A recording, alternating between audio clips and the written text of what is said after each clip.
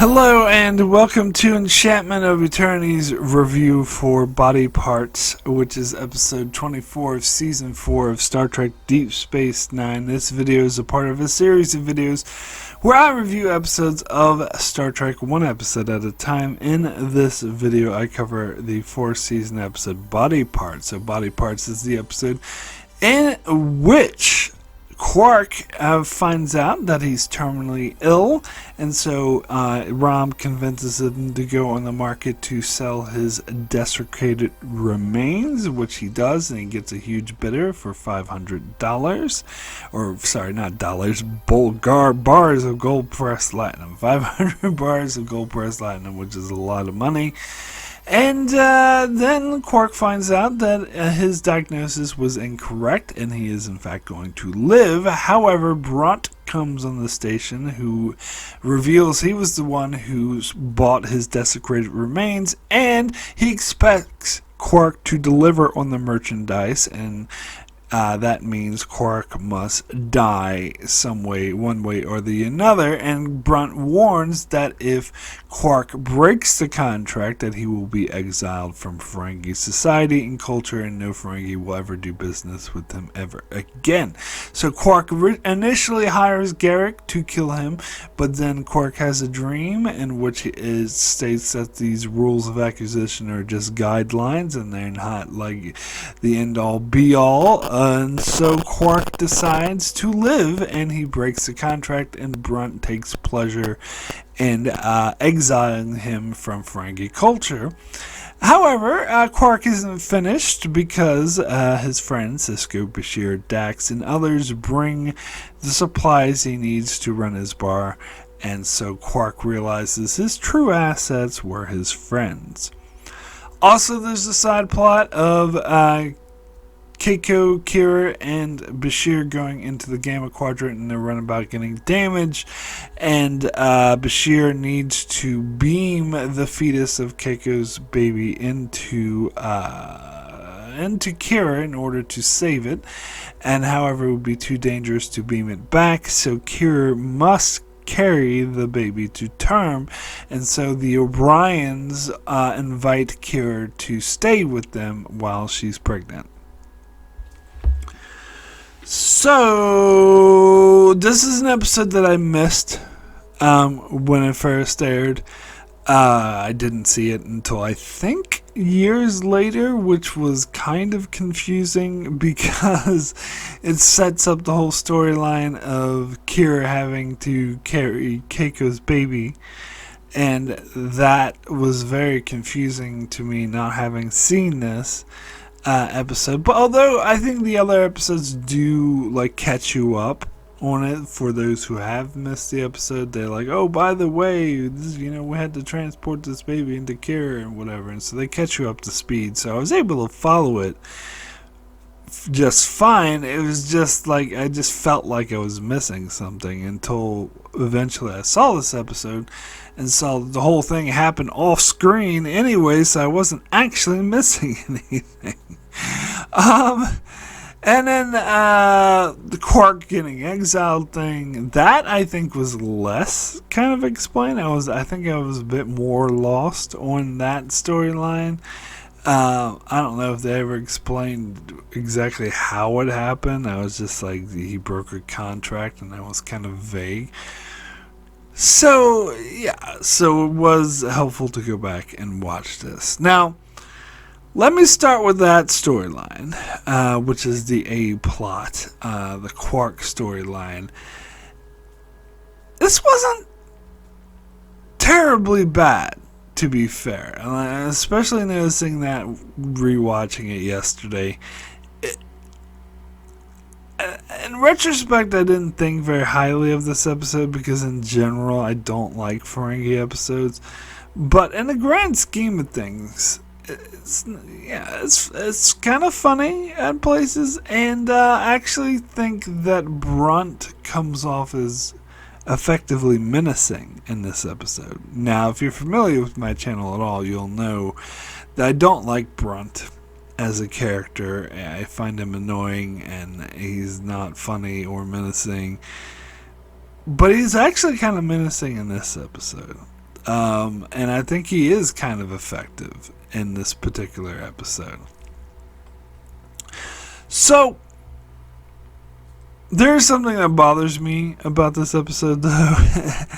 So, Quark comes back from Ferengi, and I do like this scene. I think it's a very funny reveal, the way they revealed it, where Rom was like, Quark is acting uncharacteristically generous towards Rom, and Rom is like, oh, how'd you enjoy your trip to Ferengi? And Quark's like, oh yeah, I had a great time. I did a pilgrimage at this place, went and saw the Tower of Commerce, and said hello to our mother, and oh yeah, what else? Oh yeah, that's right, I found out I'm dying! Like that. That was kind of funny. Now, the first thing that, or one of the first things that Rom suggests to Quark is that he get a second opinion from Dr. Bashir, but Quark refuses, saying, oh, what do humans know about this Ferengi disease? And herein lies the problem. This is what really bothers me about this episode. That this whole thing, all the shenanigans that go on in this episode, in this storyline with Quark, being asked to kill himself, and then eventually being exiled from Ferengi culture, all of this could have been avoided if Quark simply got a second opinion from Dr. Bashir, because Bashir would have pointed out, oh no, this is wrong. You don't have this disease, and you're fine. You're not going to die. Now here's the thing. I can hear some of those may have the counter argument that this is in character for Quark to be distrustful of Bashir. He has been speciesist towards humans and towards any non-Ferengi, actually, and that he would believe that his own people would know how to diagnose him better than some dumb human from a Starfleet doctor, and so that he would have very little trust in him. That is totally within Quark's character, so it does make sense for his character. But it's still frustrating to me that the whole plot of this episode could have been avoided if someone simply did something that should have been done. Like, especially if you're getting a terminal, doctor tells you have like 6 days to live. Like any normal person, the first thing they would do is get a second opinion. Like that's like a given. And so the fact that Quark didn't do that is very frustrating to me. It's not really contrived, but I don't know. Because I would say they do this so the episode could happen. But, it's in Quark's character, so you could say, well, this maybe is, the natural thing that would happen anyway, so it's not contrived. But my counter argument to that would be it's not exactly out of character for Quark to go see Bashir either. So, yeah, I do think it's kind of contrived. I do think it kind of happens so the episode can happen. But either way, it just frustrates me that this whole thing could have been avoided. I do hold that against the episode.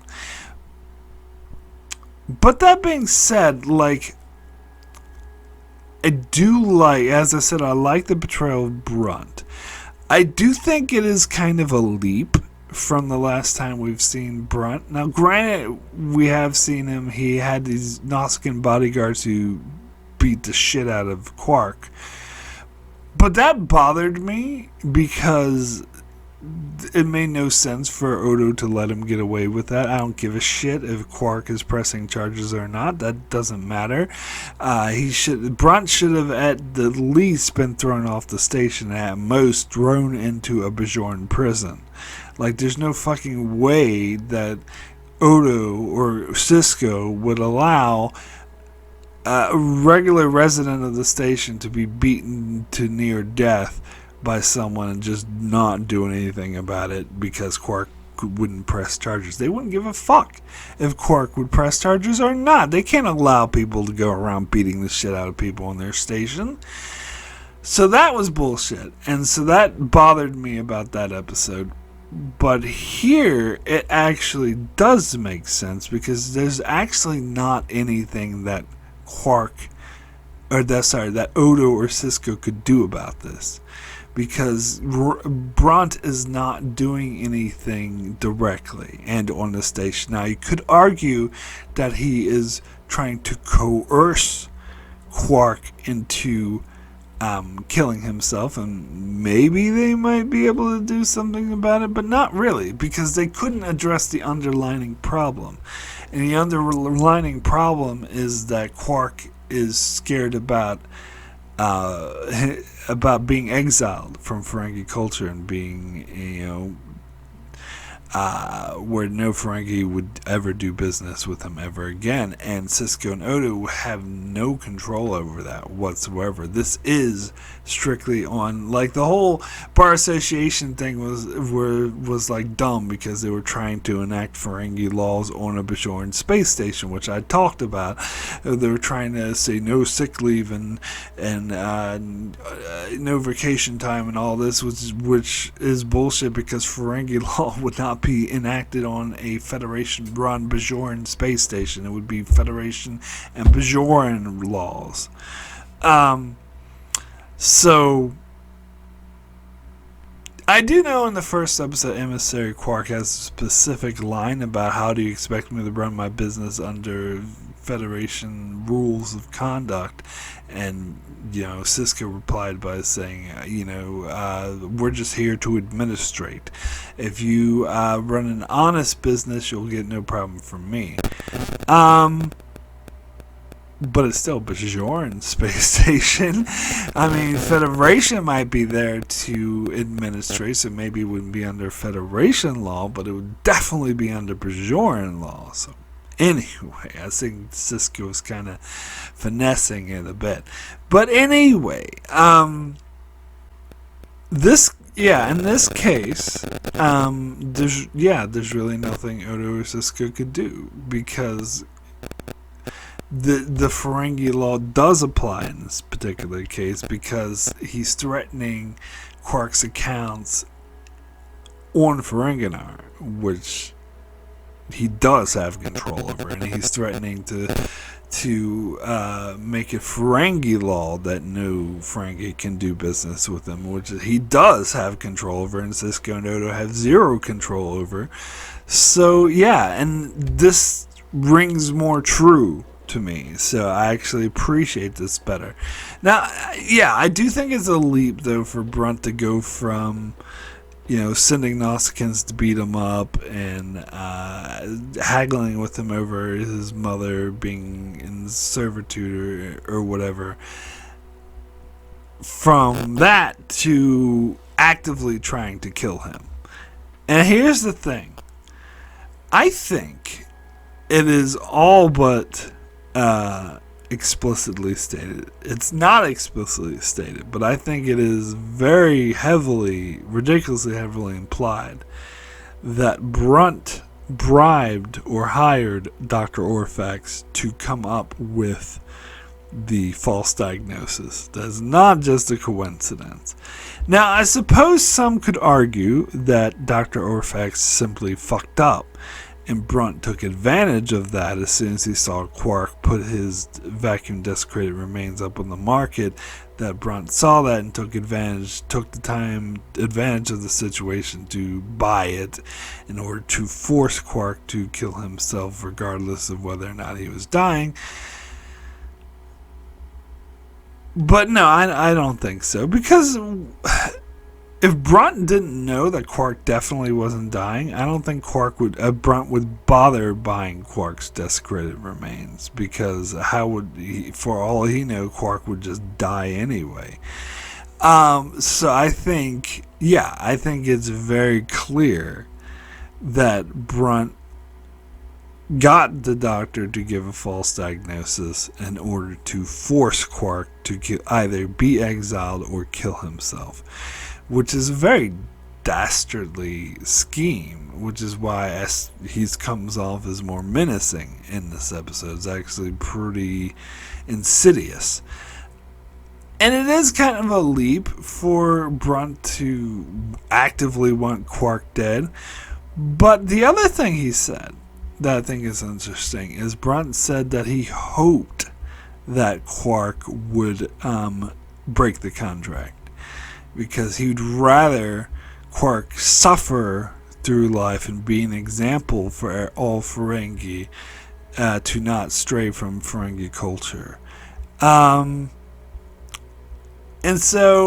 he was very pleased when Quark broke the contract too. He was much happier. So you could argue that he didn't necessarily want Quark dead. He was just trying to coerce him into actively defying Ferengi culture so he would have a legitimate reason to completely exile him. But Quark could have very easily killed himself too, so I think he was definitely toying with that as well, and I think he would have been just as happy with that. So yeah, it is quite a leap and quite insidious of him to do that. And by the way, speaking of Dr. Orphax, there's one of the funniest scene in the episode, which I think is hilarious. So this episode is funny at times, but when Bashir delivers the news that Quark was misdiagnosed by Dr. Orphax, and Ram is like, "Oh, do you know what that means?"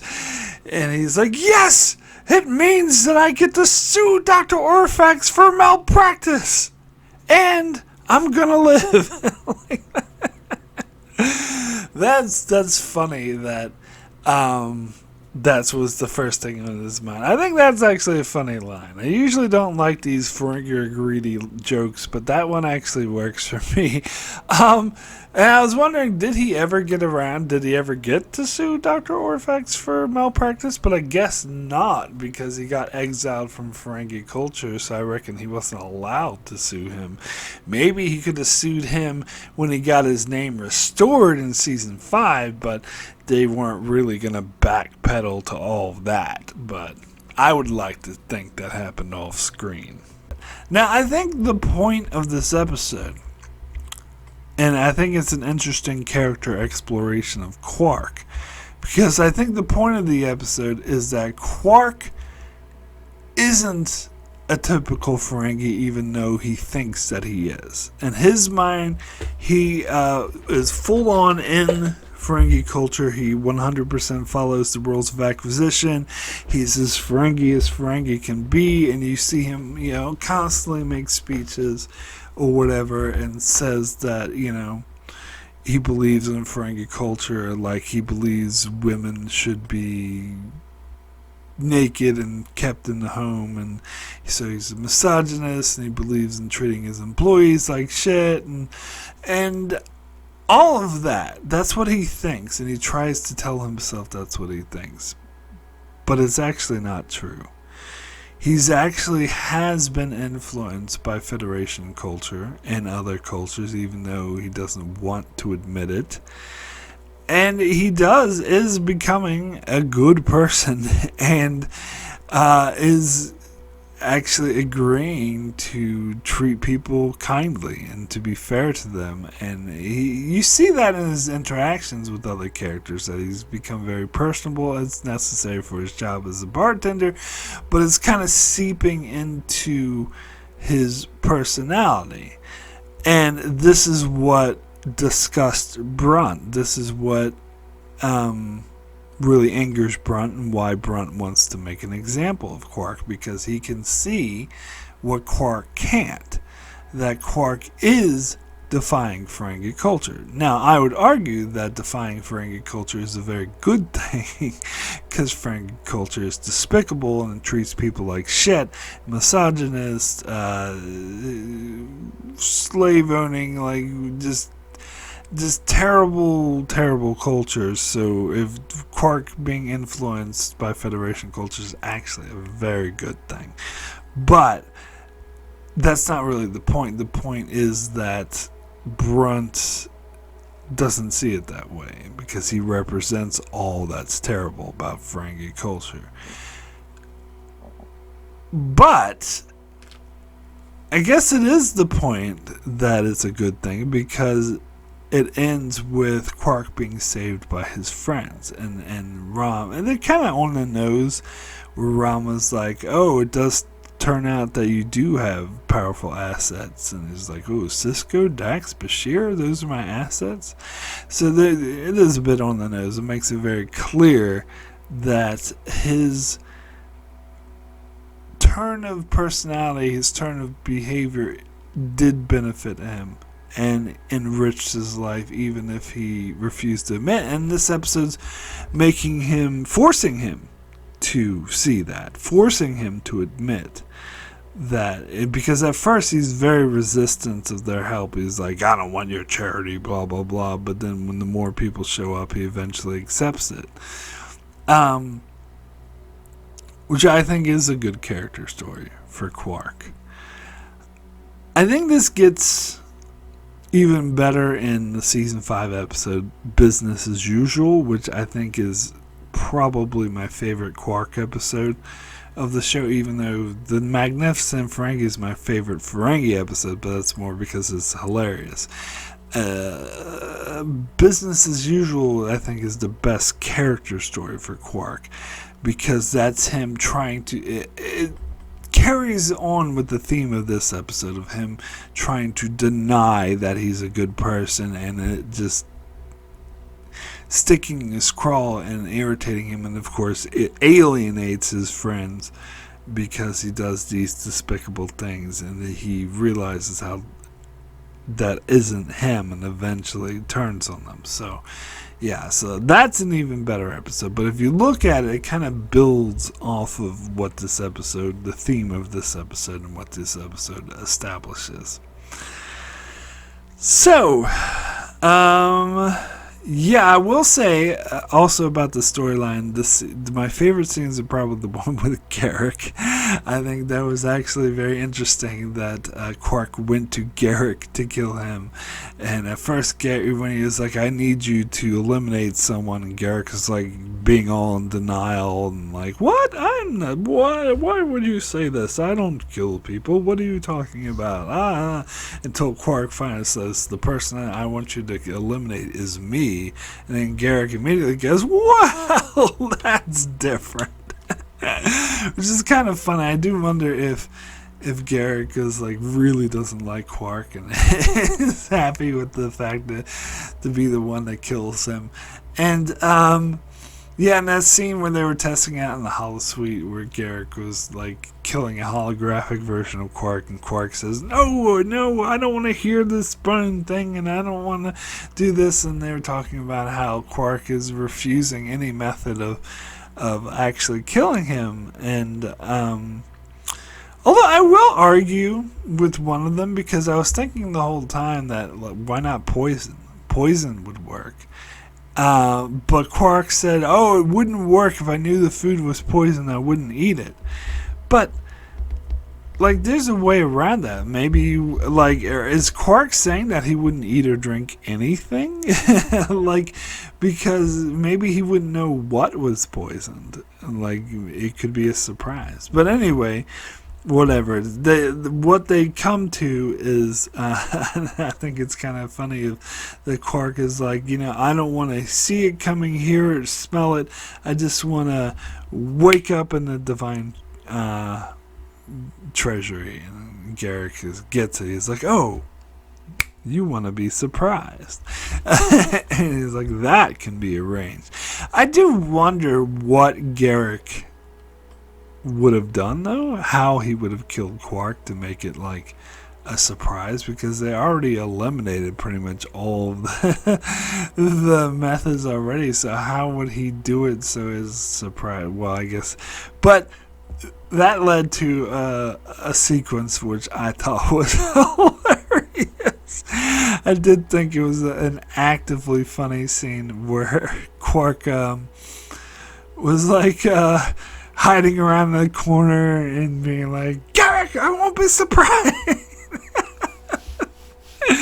telling you that maybe that wasn't a smart thing either, because it made Quark all paranoid that he could die at any moment. And we don't actually see on screen Quark telling Garak not to kill him, but you gotta assume that this happened off screen, because otherwise that would be the first thing you would do, is go to Garak and no, it's off, don't kill me. Because otherwise, like, he could go tell Brunt, I'm breaking a contract and everything like that, but if he forgot to mention it to Garak, he would die anyway. So no, some things you just assume having off screen, and that's one of them. So the other thing I was thinking of this episode is the general theme of Quark being exiled from Ferengi culture, and how that's just a repeat of Worf being exiled from Klingon culture twice. And I never noticed this until Patreon supported pointing it out, but this happened 3 times in season 4. Granted, once in the first episode of the season, and then the other 2 in the last 2 episodes of the season. But yeah, Worf gets exiled, then Quark gets exiled, and in the next episode, Odo gets exiled. So 3 characters get exiled from their cultures. So it's kind of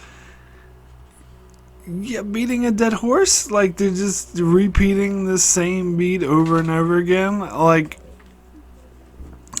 I mean, I don't feel very strongly about Quark being exiled from Ferengi one way or the other, because I don't particularly care about Ferengi episodes, and Quark's an interesting character, but as I said, like, he's not my favorite, and I've seen apparently he was a fan favorite, especially when the show was airing, that everyone seemed to like him the most, and I don't, definitely not. So I don't know, I don't particularly care. But it does seem lazy. It does seem like they're just repeating the same beats over and over again. So let's get to the B plot, which, well, here's the thing. So I talked about how I missed this episode when it first came out, and so I went back and rewatched it. I was expecting it to be a huge deal, but it all happened off screen. And we had the scene at the start of the show episode where O'Brien was bitching about, like, Keiko going to the Gamma Quadrant. He's like, she shouldn't be doing this while she's pregnant, blah, blah, blah. You like that we see the female perspective, that he's complaining to Dax, and Dax is like, oh yeah, sure, I'm sure she doesn't notice that she's pregnant. The morning sickness, the extra weight, the nauseous, none of this is reminder enough. You have to go and mother her. And O'Brien's response is just to get pissy and be like, I got work to do, which I kind of like. You usually don't see that dynamic between the characters. But it does remind me of how, yeah, if you complain about your wife or significant other to other women, they might not be very sympathetic towards you. They might take the side of the wife. But because I have had experience, in one particular I remember that happening, and I was like, yeah, I should have known better. But O'Brien should have known better. He was being very sort of overbearing, but to be fair to him, it actually turned out his worrying was justified because they nearly lost the baby. Nearly. So let's address the elephant in the room.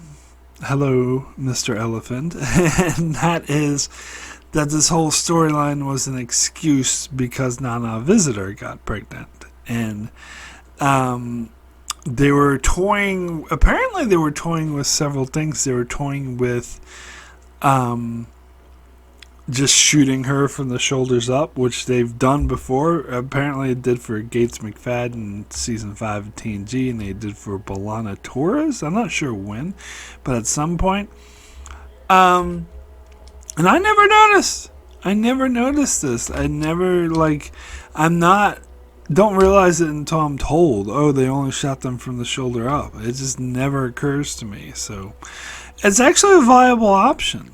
It's not that ridiculous. I think some people notice, but I don't. I'm oblivious to that kind of thing. And the other option they had was to have Shakar get Kira pregnant. But then they were thinking, like, we already have a pregnant character on the show, Keiko O'Brien. What if there's a way to just move that baby over to Kira? And they're like, yeah, this is weird, sci-fi Star Trek. We could do weird shit like that all the time. Let's just go ahead and do that. And I actually think that's kind of clever. And I don't really have an issue with this whole storyline, other than it did seem kind of sudden. But, that's because they found out Anna Visitor was pregnant rather suddenly. So, I don't know. It seems like a kind of a distraction in early Season 5. Early Season 5 seems a bit like a soap opera to me. Actually, probably Season 5 as a whole is probably the most soap opera-y season. But I'll get to that when I cover Season 5. But I don't have an issue with the storyline. I have an issue with the execution of it in this episode. If you couldn't tell, I'm not very pleased that this entire thing happens off screen. In fact, I've heard other critics rightfully criticize the storyline for being boring and uninteresting because there's no threat, there's no dilemma, there's no conflict at all. Like, even like side plots where you have Jake and Nog getting a fight over, dating, and Nog's being a dick in a date, there's a conflict there. Like, you don't need to have someone's life in danger or like world-ending stakes for there to be a conflict. There can be conflicts in minor situations, minor ways, like Jake and Nog trying to buy something and sell it, and they ended up selling it in exchange for something else, and then selling it in exchange for something else, and there's a conflict there. There's the stakes of them trying to actually earn a profit. Like, there's a story. Now, you could argue that the conflict comes in the form of the accident which causes Bashir to transport the baby over to Kira, but that's already resolved by the time we hear about it. Like, yeah, O'Brien's bitching about Keiko going to the Gamma Quadrant, then the next thing we know, the runabout returns damaged, and then they beam the survivors on board, and then Bashir back explains that he had to beam the fetus over into Kira in order to save it, and also then explains that they can't take the baby back into Keiko, that Kira will have to deliver. And then the rest of the episode is, Keiko and O'Brien coming to terms with this. I suppose you could say there's a little bit of conflict there with them coming to terms with this. But then it's not really, there's no conflict because it's resolved quite simply. Like, they just go to Kira and it's like, hey, why don't you move in so we can be close to the baby? She's like, sure. So that's no conflict. So I was really, really disappointed when I finally saw this episode, because I knew, of course, I saw the episodes came after, and I knew that what happened, that Bashir had to beam the baby from Keiko to Kira, so I knew that happened. I was very curious to see how it happened, and the answer is off screen. That's how it fucking happened. And so I was very disappointed with this storyline, the execution of the storyline in this episode. So what I think they should have done is they should have made it a whole sort of survival type episode. They they could have played it out. Instead of just happening off screen and then it's resolved simply, they could have played it out in the first half of the episode. They actually showing the fucking runabout in the Gamma Quadrant and showing it get damaged and showing Keiko get injured and Bashir having to treat her, and then Bashir is like, oh, it looks like we're gonna lose the baby, and them hemming and hawing and worrying about it, and then Bashir is like comes up with this brilliant plan, like they could show the thought process and how he comes up with it, and he's like, wait a second, we could actually transport this to Kira, and then Kira at first being a bit like uncertain about this is like, oh, wait a second, doctor, like that's a big ask, and then Keiko's like barely conscious and she's like, please save my baby, and Kira's like, yes, okay, I'll do it, and then they do it. Then they get back to the station, and then like halfway through the episode, or even more than halfway through the episode, they get back to the station. O'Brien finds her, and then they don't really need to explain it as much as they did in the episode, because we would have seen it on screen. We could just know that O'Brien is being told about it off screen, and then maybe we get the scene with Bashir explaining that, Kira is gonna have to carry it to term. And then they can just skip over all the bullshit with like O'Brien and Keiko being kind of sad and cut straight to, let's invite Kira to stay with us. And boom. Much better episode. Now, I suspect the reason it wasn't done that way was money. They'd have to pay for the runabout scenes. They had to pay for special effects, and although I don't really think they could have done it on the cheap. It doesn't necessarily have to be that much more expensive, but still, like that would have justified it. I would have found that way more interesting. I would have been way more on board with this, but like this all happening off screen it's just not fucking cutting it. It just doesn't do it for me. Sorry. It just doesn't work as storytelling. It's boring storytelling. As I said, there's no conflict, no stakes. If you actually show the accident, show them striving to save the baby, then there's conflict, then there's stakes. But anyway, anyway.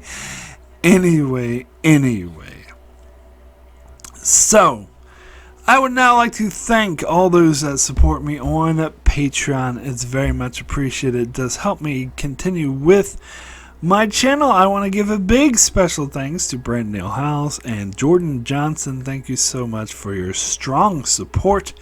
I'd also like to give a shout out to Tyler Cease, Benjamin Mead, Antarius, Francisco, Chuck Hooks, Kyrie091, Anthony D. Benedictus, Ricky Matty Jester, Alessandro Miglasio, Norman Buckwald, Stephen Kennedy, Brenton Berg, and Allison Fordyce. Thank you all so very, very much for your support. So, we do have a few patron comments on this episode. First comment is from good old Kyrie091, who says, body parts more like shoddy starts. Or no, is that starts? Or I think it should have been sharts, but it looks a slarts. Sorry. Yeah, I think sharts would have been better, but it's more like shoddy slarts. Mark, are you proud of me? I resisted the urge of the obvious rhyming pun there. I'll let you viewers argue what that was. Oh, I think I just gave that away. So we have a Ferengi episode. I was warned about the Ferengi at the Academy. They said that their episodes are usually terrible and I ought to avoid them.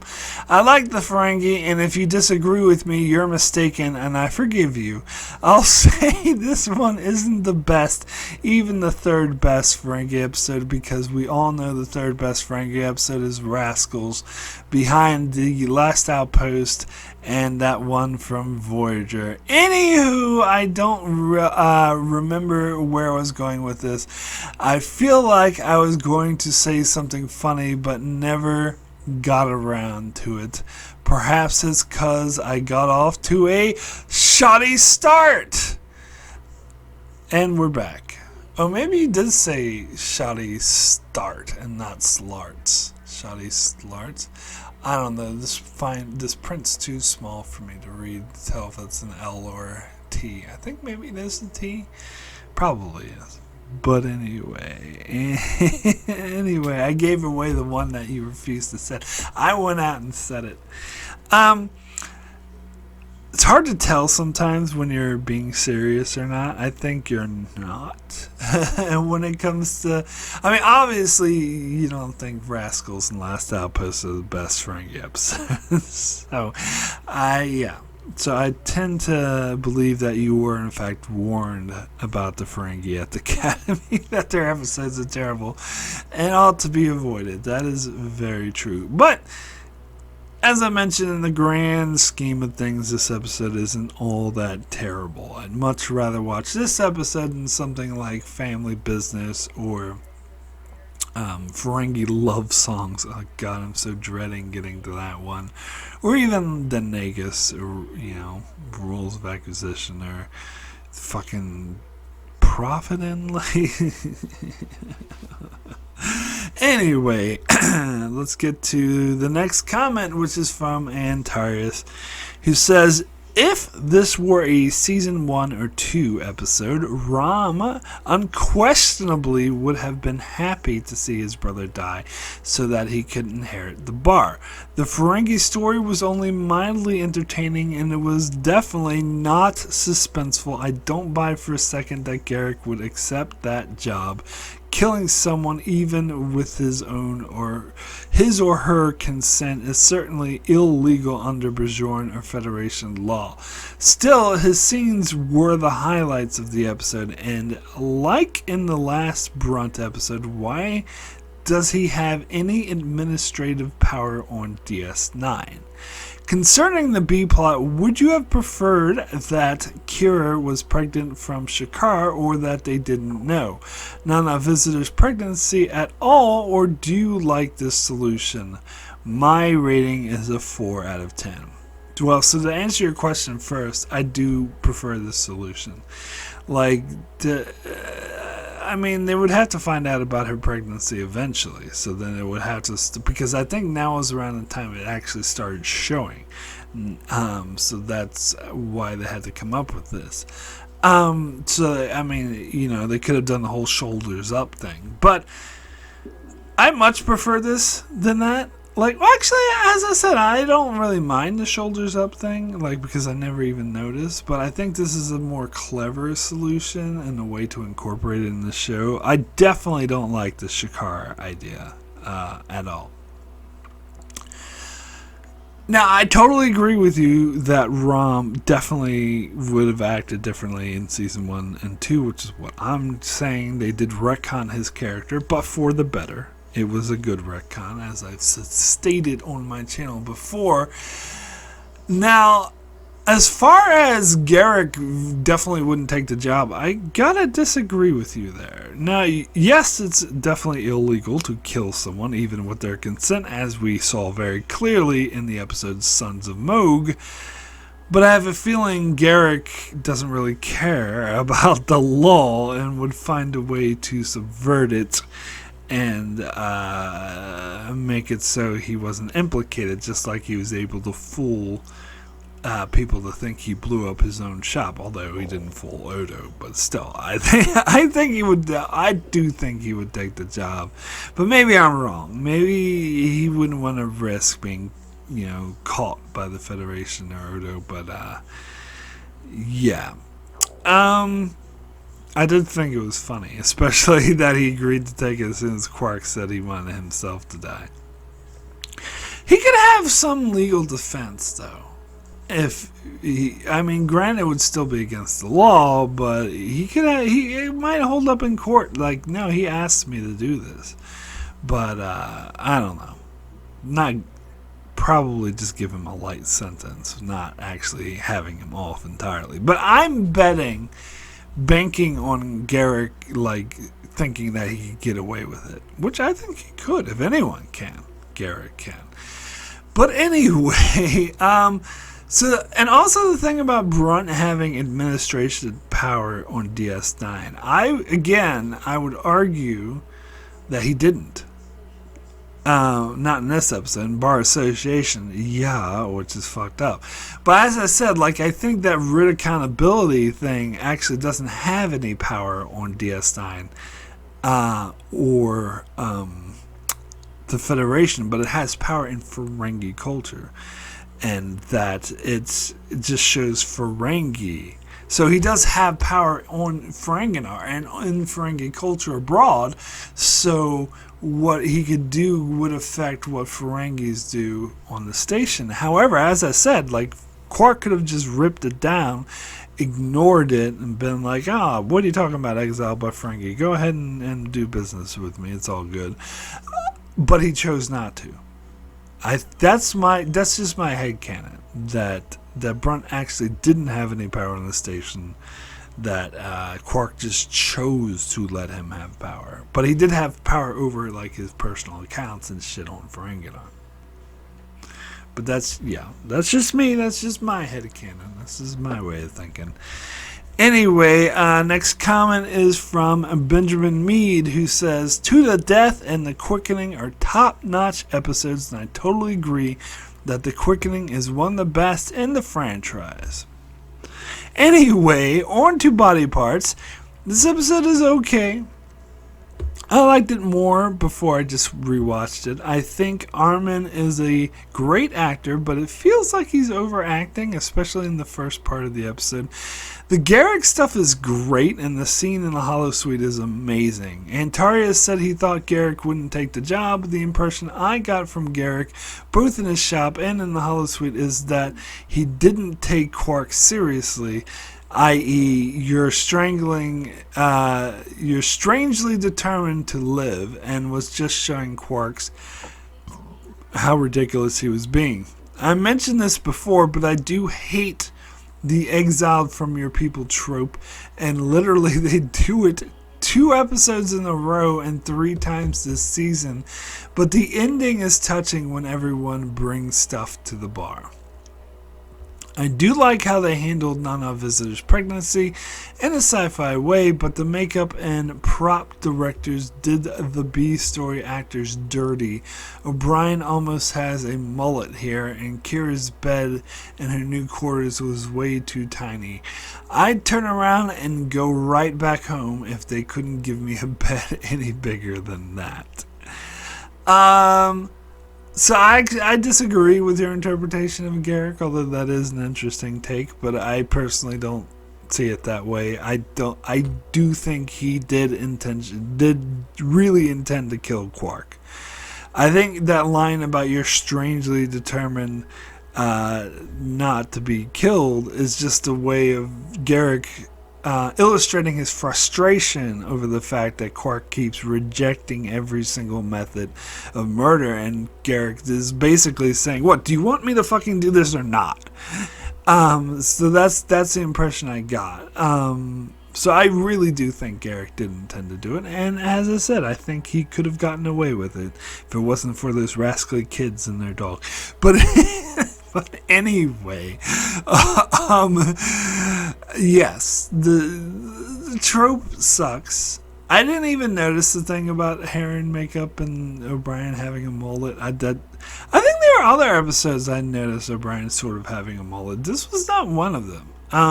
But it doesn't really bother me. Like, I didn't even notice the tiny bed. I actually don't remember the bed being tiny. I had to go back and rewatch it to see what you're talking about. But I take your word for it. But yeah, To the Death and the Quickening, amazing episode, especially Quickening, one of the best of the show.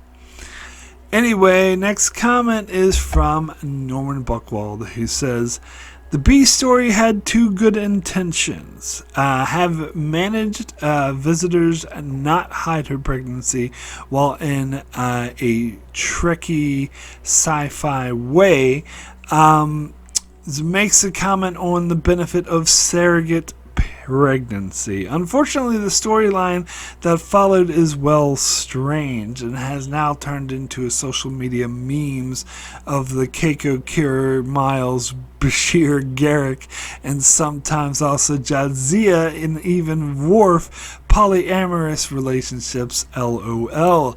After all, Kira should have shared their quarters and Miles O'Brien. Why wouldn't you go on vacation with Kira?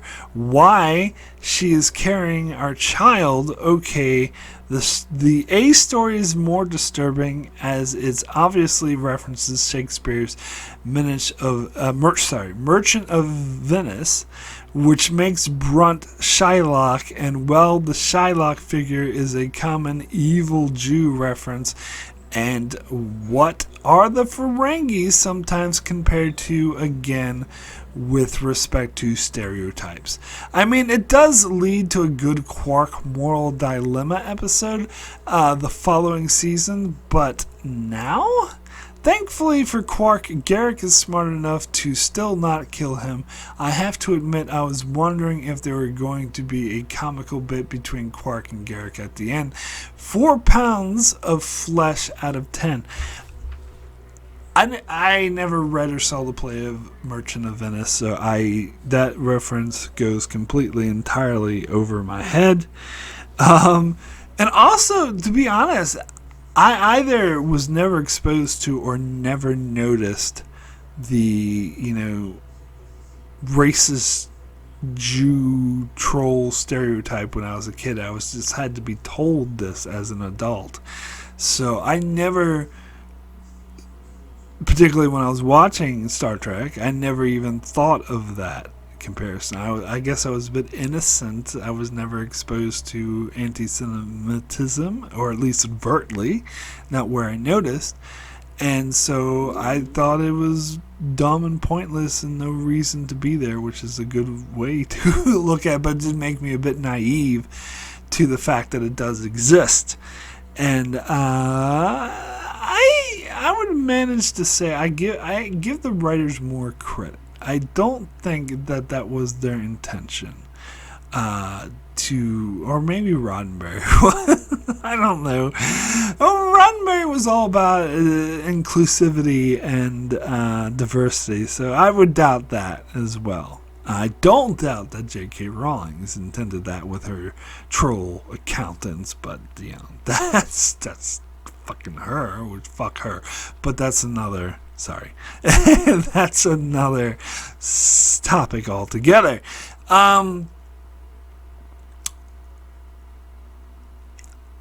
Why is everyone thinking that Garak wouldn't kill Quark? I gotta disagree with everyone. Maybe, and I gotta see the greater community online if they all believe Garak wouldn't kill Quark. I totally believe that he would kill Quark, which is why I was saying the first thing Quark should have done, and I gotta assume this happened off screen, is, joking or not, Quark would have went straight to Garak and be like, no, don't kill me.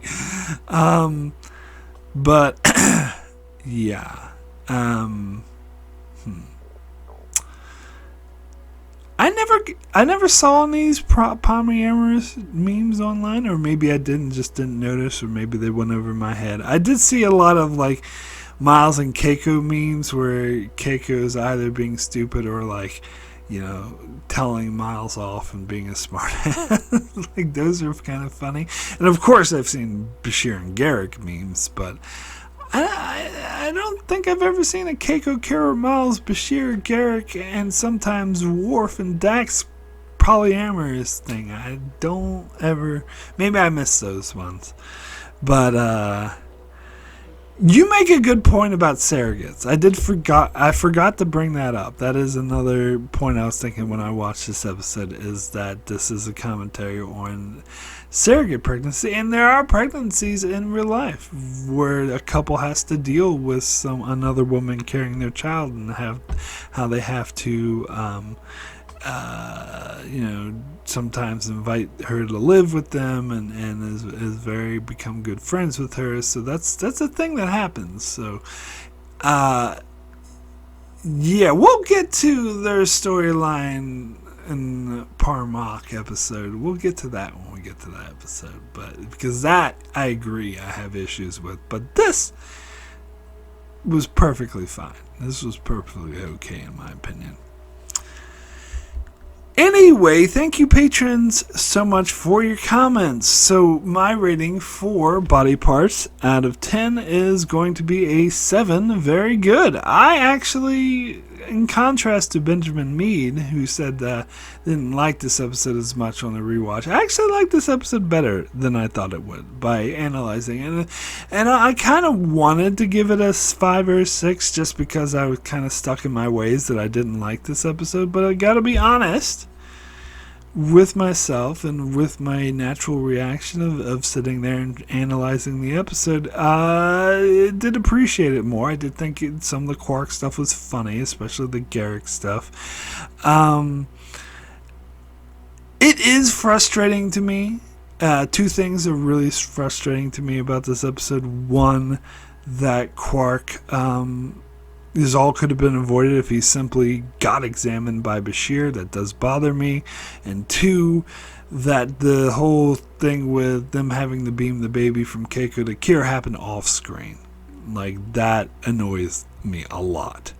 And that whole storyline it was a good commentary on surrogates, but nothing really happens. Like, there's no conflict in it. And to be honest, that storyline is what mainly brings my rating of this episode down. To the point where I think I should give it a 6, but I think I actually think Brunt is, not only is he not totally annoying in this episode, he's actually menacing, which is a big feat for them to do, and this is the only episode I will say that about. I mean, he's good and magnificent Ferengi, but he's not menacing. So, yeah. And yeah, it was a good character story. I liked the character exploration of Quark, of him actually being a better person than he would like to give himself credit, because he sees himself as a Ferengi who honors Ferengi culture, but in actuality he's not. But then Ferengi culture will drastically, unrealistically change at the end of the show. But that is so fake, but I will talk about that when I get to it. Anyway, thank you so much for watching this video. If you enjoyed it, please be sure to leave a like, leave a comment, subscribe. That sort of thing helps me out a lot. And if you really want to help me out, you could consider supporting me on Patreon. There's a link to that in the description below. Different rewards for different tiers, such as a series of Patreon-only videos I do where I revisit reviews I've already made. I do pre-releases 2 weeks in advance, so you can make comments where I'll read on my channel. That sort of thing, if you're so inclined. However, if you would like to leave a shorter comment, you could do so even if you don't support me on Patreon, by following the links in the description to my Blue Sky or Facebook page, where you can make comments, shorter comments that I will read in my reviews. So let's see what's coming up next on my channel, if my computer doesn't freeze. Okay. So where are we? Body parts. Okay, so Monday I'll finish up season 4 with my review of Broken Link. Thursday, wrap up season 4 with my ranking all the episodes of season 4 of DS9, and then next Saturday, wrap up Voyager with my ranking all the episodes of season 2 of Voyager. So that's what's coming up on my channel. Be sure to check me out as I continue to cover Star Trek Deep Space Nine and Star Trek Voyager, and many other videos on Star Trek and other shows as well. So be sure to subscribe so you can keep up with all of that. And thanks a lot for watching.